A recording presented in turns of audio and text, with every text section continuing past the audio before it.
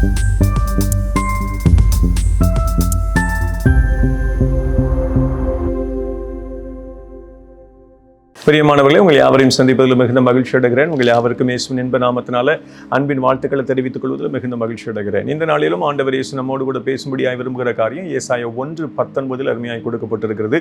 அந்த வசனத்தை நான் வாசிக்கிறேன். நீங்கள் மனம் பொருந்தி செவி கொடுத்தால் தேசத்தின் நன்மையை புசிப்பீர்கள்.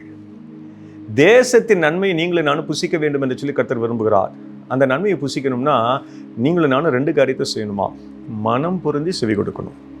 மனம் பொருந்தி என்கிற வார்த்தைக்கு ஒருவேளை ஆங்கிலத்தில் நீங்கள் பொருள் காண முற்படுவீர்களானா வில்லிங்னஸ் என்று சொல்லி சொல்லப்படுகிறது.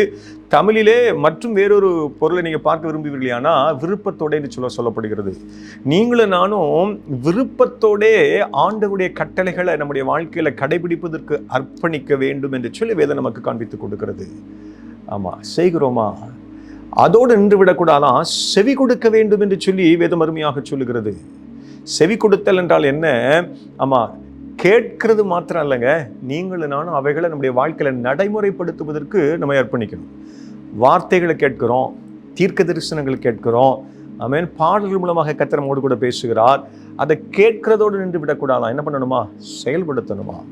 எனக்கு அன்பான தேவஜனமே, ஒருவேளை கம்பெனியில் நீங்கள் வேலை பார்த்தாலும் சரி, உங்கள் பிஸ்னஸ் செய்தாலும் சரி, உங்கள் படிப்பு காரியமாக இருந்தாலும் சரி, உங்கள் குடும்பத்தை நடத்துகிறதாக இருந்தாலும் சரி, ஆமாம், விருப்பத்தோடு வேண்டா வெறுப்போடு எந்த காரியத்தையும் என்ன செஞ்சிடக்கூடாது.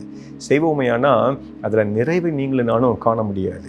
கம்பெனியில் வேலை பார்க்கும்பொழுது மகிழ்ச்சியோடு வேலை பாருங்கள், தொழில் செய்யும்போது மகிழ்ச்சியோடு தொழில் செய்யுங்க, படிக்கும் பொழுது விருப்பத்தோடு படிங்க, குடும்பத்துக்குள்ளே வரும்பொழுது மகிழ்ச்சியோடு விருப்பத்தோடு என்னுடைய குடும்பம் என்னுடைய உறவுகள் என்று சொல்லி ஆமாம் உரிமையோடு நீங்கள் காரியங்களை செய்ய முற்படும் பொழுது ஒரு மன நிறைவை காண முடியும்.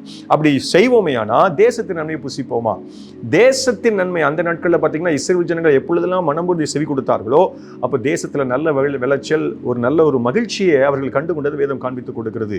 இந்த நாட்களில் நீங்களும் நானும் மனம்பொருந்தி செவி கொடுக்கும் பொழுது நம்முடைய வாழ்க்கையில் ஆரோக்கியம், மகிழ்ச்சி, சந்தோஷம், சமாதானத்தை நீங்களும் நானும் பெற்றுக்கொள்ள முடியுமா? இந்த கண்பான தேவஜனமே, தேசத்தின் நன்மைகளை புசிப்பதற்கு கர்த்தர் உதவி செய்வாராம். புசிப்பீர்கள் என்று சொல்லி வேதத்தில் சொல்லப்பட்டிருக்கிறது. புசிப்பீர்கள் அநேக நேரத்தில் கை கட்டினது என்ன செய்யலாம், வாய் கட்டாமலே போயிடுது. ஆனால் மனம் பொருந்தி செவி கொடுக்கும் பொழுது ஆமாம் தேசத்தின் நன்மைகளை புசிப்பதற்கு கர்த்தர் கிருபை செய்ய போகிறார். நன்மைகளை சொந்தமாக்கிக் கொள்ள கர்த்தர் கிருபை செய்ய போகிறார். கண்களை மூடுவோமா? ஜெபிப்போம். ஆண்டவரே, நாங்கள் நன்றி செலுத்துகிறோம் சுவாமி. இந்த ஆசீர்வதிக்கப்பட்டிருக்கிற மன மகிழ்ச்சியின் வேளையில் எங்களோடு கூட நீ தெளிவாய் பேசியிருக்கிறீர். ஆண்டவரே, மனம் பொருந்தி ஆண்டவரை செவி கொடுக்கும் பொழுது தேசத்தின் நன்மைகளை நாங்கள் புசிப்போம் என்று சொல்லி எங்களோடு கூட நீர் பேசியிருக்கிறீர். அப்படிப்பட்ட கிருபைகளினால இணைந்திருக்கிற அன்பு பிள்ளைகளையும் குடும்பங்களையும் ஐக்கியங்களையும் கர்த்தர் ஆசீர்வதிப்பீராக. தொடர்ந்து உடைய நாம மகிமைப்படட்டும். தேவையுள்ள மக்களுடைய தேவைகள் எல்லாம் சந்திப்பீராக என்று சொல்லி உடைய சமூகத்தில் நான் ஜெபிக்கிறேன். சந்திக்கிறபடினால் நன்றி. ஆண்டவர் இயேசுவின் இன்ப நாமத்தில் ஜெபிக்கிறேன். ஜெபம் கேளும் எங்கள் ஜீவன் உள்ள நல்ல பிதாவே. Amen. Thank you. God bless you all.